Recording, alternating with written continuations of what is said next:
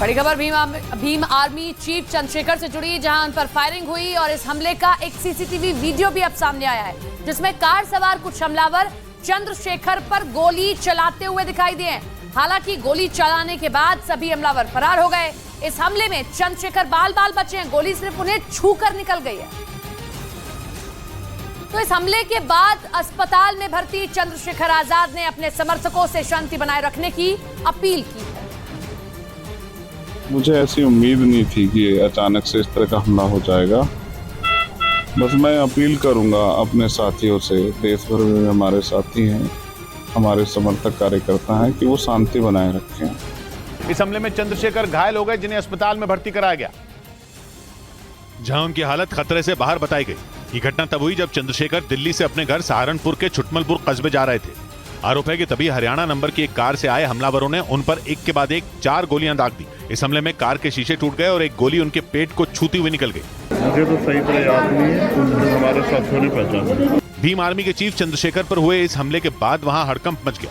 फौरन इलाज के लिए उन्हें देवबंद के सरकारी अस्पताल ले जाया गया। बाद में उन्हें सहारनपुर रेफर कर दिया गया। गोली पेट को छूकर निकली है और जो मजरूब हैं उनकी स्थिति ठीक है, खतरे से बाहर हैं। वहीं इस घटना के बाद पुलिस इलाके की घेराबंदी कर हमलावरों की तलाश में जुट गई। महाराष्ट्र में 2 से 3 दिन भारी बारिश का अलर्ट जारी किया गया है। मौसम विभाग ने मुंबई में बारिश का येलो अलर्ट जारी किया, तो वहीं ठाणे, पालघर और रायगढ़ में तेज बारिश का ऑरेंज अलर्ट है। साथ ही लोगों से जरूरत होने पर ही बाहर जाने की अपील की गई है।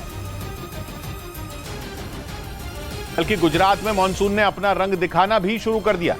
वहां के सूरत में इतनी बारिश हुई कि लोग बेहाल हो गए।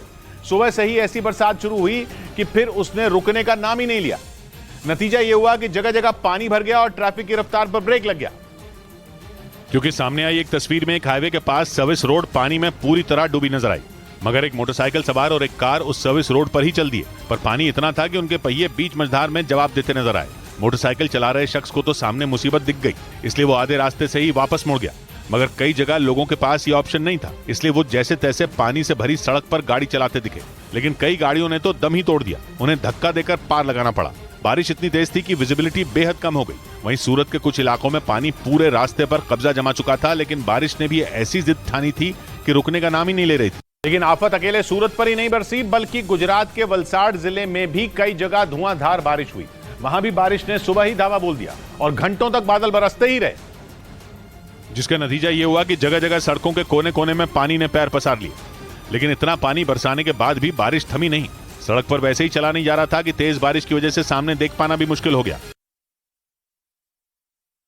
वहीं देश की आर्थिक राजधानी मुंबई पर आने वाले कुछ दिन भारी पड़ने वाले हैं, क्योंकि मौसम विभाग ने अगले 5 दिन के लिए मुंबई और उसके आसपास के इलाकों में भारी से बहुत भारी बारिश का अलर्ट जारी कर दिया। मतलब मुंबई पर आसमान से बूंदों की शक्ल में आफत बरस सकती है। और अगर ऐसा हुआ तो फिर मुंबई में हाहाकार मच जाएगा, क्योंकि कुछ घंटों की बारिश से मुंबई के कई इलाकों के हालात बिगड़ने शुरू हो गए। निचले इलाकों में तो पानी भी भरने लगा। यही नहीं, तेज बारिश की वजह से मुंबई के वेस्टर्न एक्सप्रेस हाईवे पर कई किलोमीटर का जाम लग गया। मुंबई का वेस्टर्न एक्सप्रेस हाईवे पूरी तरह से ट्रैफिक में लोग फंसे हुए हैं। वहां से जो तस्वीरें सामने आई उनमें सड़क पर गाड़ियां रेंगती दिखाई दी। इसी तरह भांडुप इलाके में भी बारिश की वजह से सड़कों पर पानी भर गया और वहां जैम जैसे हालात बन गए। और अब मौसम विभाग ने अगले 5 दिन के लिए मुंबई और उसके आसपास के इलाकों में भारी से बहुत भारी बारिश का अलर्ट जारी कर दिया, जिससे लोगों की परेशानी बढ़ सकती है। उधर छत्तीसगढ़ में भारी बारिश से हालात खराब हो गए। जगह जगह पानी भरने से लोगों को काफी परेशानियों का सामना करना पड़ा। और सबसे ज्यादा खराब हालात छत्तीसगढ़ के मुंगेली के दिखे, जहां एक सरकारी स्कूल में बारिश का पानी भर गया। पानी इतना कि स्कूल ने तालाब की शक्ल ले ली।